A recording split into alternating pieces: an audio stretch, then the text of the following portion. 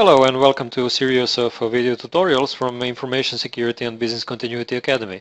My name is Dejan Košutić, and in this tutorial I'll explain what is ISO 27001 and how this information security standard can help your company.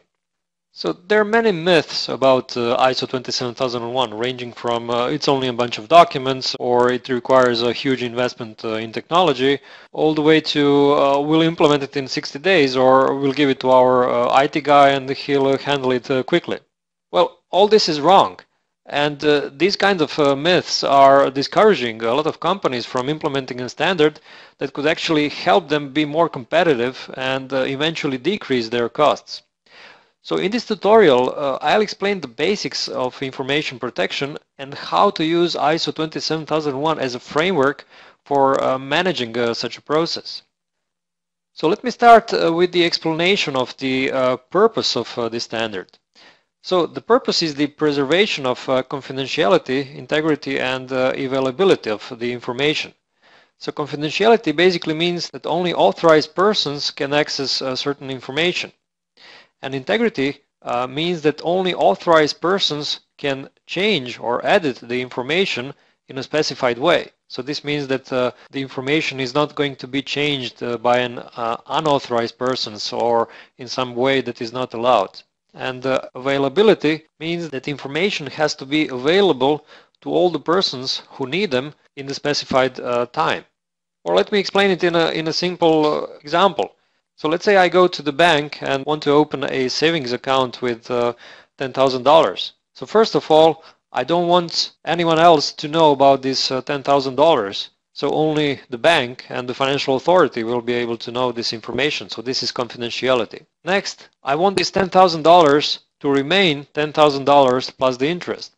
So when I come back after, let's say, 1 year to raise my money, I want it to be $10,000 plus the interest. I don't want it to be, let's say, $1,000 because someone was messing around with my account. So this is integrity.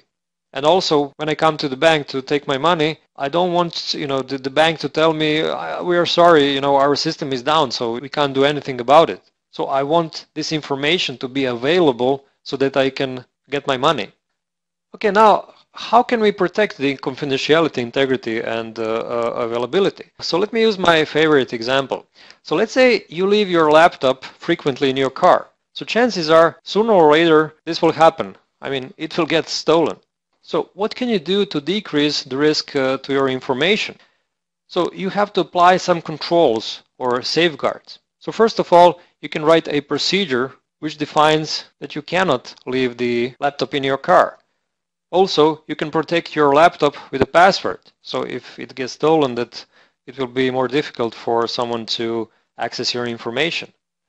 Also, you can encrypt your disks. So this is even higher level of protection of your information. But also, you can ask your employees to sign a statement where this employee obliges to pay all the damage that can occur if such an incident happens. But also you have to train and you have to make your employees aware that there are such risks if they leave their laptop in a car. Because it's easy, to write a procedure, but very often you need to explain to your employees what is the best practice and what they have to really observe. So what can we conclude from this laptop example? The controls are never only IT related. They always have to include some other types of controls, like organizational, like the procedure or policy, the human resources management, also physical security, legal protection, and so on.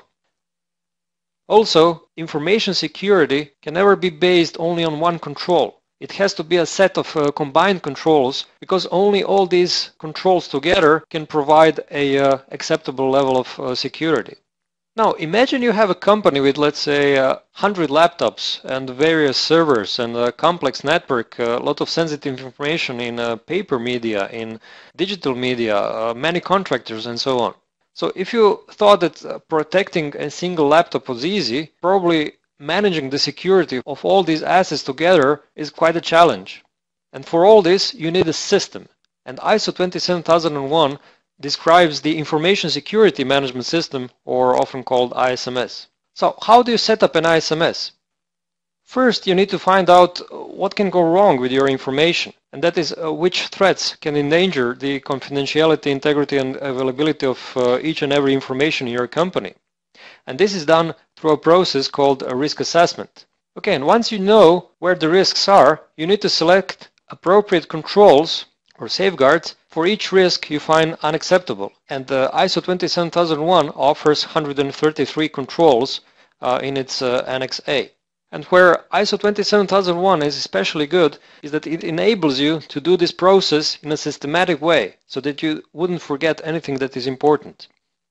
So to conclude, this standard enables you to take into account all the information in various forms and all the related risks, and gives you a path to resolve each potential problem and keep your information safe. And probably because it is so comprehensive, it has become the leading international standard for information security management.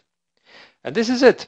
To learn more about ISO 27001, I would suggest you take a look at our other video tutorials and webinars which explain how to perform every step in ISO 27001 implementation and how to write each document for this purpose. Hope this was helpful, and thanks for watching.